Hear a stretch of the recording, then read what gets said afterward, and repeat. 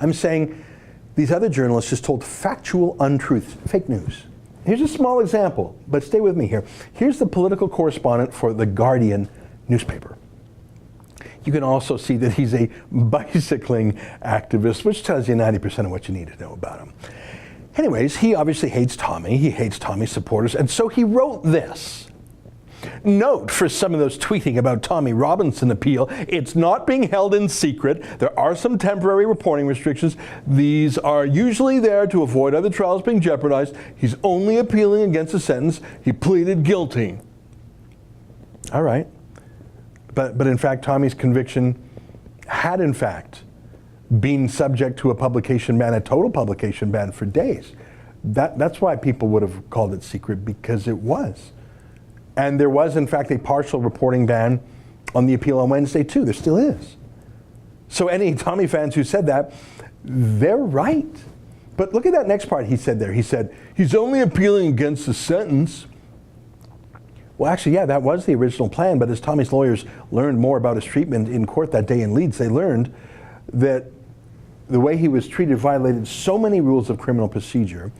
The judge who convicted Tommy in Leeds made so many mistakes, not just in the 13-month sentence, but in the rest of it too, that Tommy's lawyers decided to appeal the conviction itself.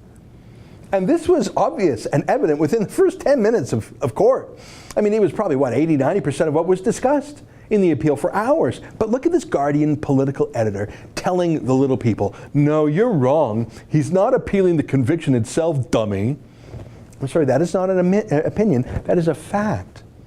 And it's what the appeal centered around. And this Guardian political editor, this snobby, sneering toff, was just telling people fake news and trying to embarrass them for being idiots. But he was the idiot. When all of these working class Tommy supporters pointed out to His Highness from The Guardian that he's wrong, well, he finally, grudgingly admitted it. He wrote, it seems, embarrassingly, I was wrong on the second point. Court listing and earlier wire stories said it was just appeal against sentence, but hearing covered both this and the conviction. Apologies to anyone I've contradicted over this. I don't know why I'm doing a Valley Girl accent for a British snob. Thanks for the apology, mate, but how could you get such a central fact so wrong and be so confident about it that you attacked those who got it right, called them fools? But look, this snob apologized, leave him be. But of course, he couldn't leave it be. He couldn't just apologize. He had to attack, well, me. Look at this. He said, all credit, I'm not even going to try an accent. He said, all credit for Mr. Levant for reporting from court. Not enough people do that these days. But I've just looked at the website he works for, and it's all a bit unsavory. Hang on. So this Guardian political editor who was writing about the appeal, so he wasn't actually in the courtroom? What, was it hard to find the court? Maybe they moved it? Now, I was coming in from Canada. I came in a day early to make sure I got in. I got to court 2 hours early in the morning to make sure I got a seat. Was it really that hard to come all the way down from the Guardian's office to the courts? It was a bit hard. But he still wanted to tweet about the appeal as if he had made that tiny effort. What a clown. But hey guys, he finds the rebel a bit unsavory. So sure, we have our facts right. He was lying, but we're unsavory if he does say so himself. And we have to take his word for it that he actually read our website, because he just exposed himself for writing about an appeal to which he did not attend.